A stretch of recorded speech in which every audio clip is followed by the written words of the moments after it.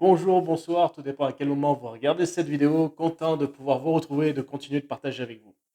Alors aujourd'hui, on va parler un peu plus en détail du pendule, voir un petit peu comment ça fonctionne sur une vidéo très courte, et vous donner un tout petit exercice pour déjà voir un petit peu comment ça peut fonctionner. Alors ce qui est important, c'est, on va dire, de conscientiser que le pendule qu'on va utiliser, le oui et le non. C'est-à-dire que quand je veux avoir une réponse vibratoire, je demande, le oui et le pendule va osciller d'une certaine manière et si je demande le non, il va osciller d'une autre manière. Donc ça doit être soit une rotation à gauche, soit une rotation à droite, soit d'avant en arrière, sur les côtés, tout dépend des personnes, de la manière de, on va dire, de conscientiser avec son pendule. Donc voilà, toujours les 2 pieds à terre, bien sûr, c'est une chose qui est importante pour pouvoir ressentir plus la vibration et être en connexion avec la terre. Et le petit exercice que je vais vous proposer aujourd'hui, tout simplement, après que vous ayez conscientisé le oui et le non avec le pendule, c'est quelque chose qui est très basique à faire au départ. On va partir sur un autre exercice. Ça va être d'écrire sur deux petits bouts de papier comme ceci. Oui et non, tout simplement. De les retourner, hop, sur une table par exemple. De les mélanger, de ne pas regarder, de bien, voilà, de ne pas s'attacher aux détails quand on découpe les papiers. Pour pas se rendre compte une fois le papier au verso où se trouve le oui et où se trouve le non. Et là, donc sur le principe, vous avez écrit le oui, vous avez écrit le non. Il faut bien comprendre que dans l'écriture que vous avez mise émane une vibration, une énergie. Et le pendule, par votre connexion, par votre vibration, par votre, on va dire, connexion à la vibration du oui ou du non, va osciller ou pas. Moi, par exemple, là, je vais faire la recherche du oui. Donc, je vais me mettre au-dessus, hop, bougez pas, on s'oriente un tout petit peu, si on y arrive. Ça va être délicat, parce que je ne suis pas très équipé, mais ça va venir. Donc là, je suis à la recherche du oui ou du non.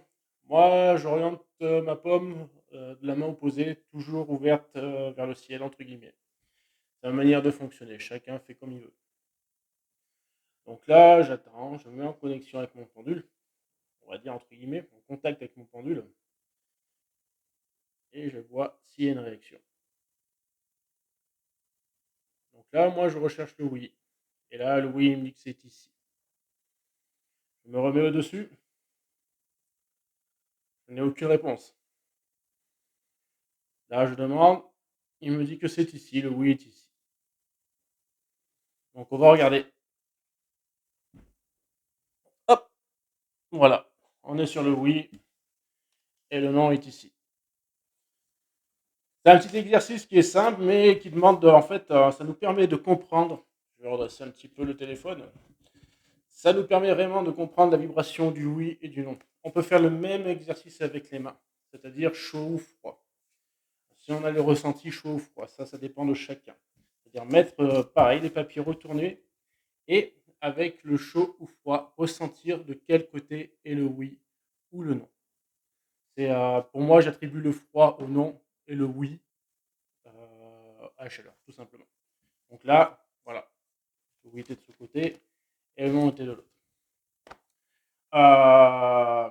Voilà un petit peu ce que je peux vous proposer comme exercice. C'est quelque chose à voir avec le temps. Il faut prendre le temps surtout. Au départ, c'est pas forcément évident.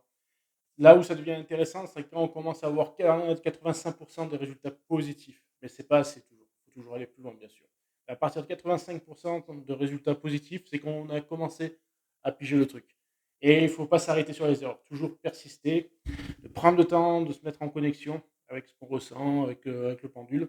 Et ça nous permet de traduire le oui, le non. Et après, on va aller plus loin forcément dans la démarche. Là, à partir de ce moment-là, on va commencer à utiliser des petites planches de radiesthésie, par exemple. Ça va nous permettre de travailler, de commencer à travailler sur la radiesthésie de manière plus approfondie. Voilà cette petite vidéo un peu plus longue que d'habitude. Mais écoutez, je vous remercie d'avoir regardé celle-ci. Et je vous souhaite une belle journée ou une belle soirée, tout dépend à quel moment vous l'avez regardé. Je vous dis à très bientôt.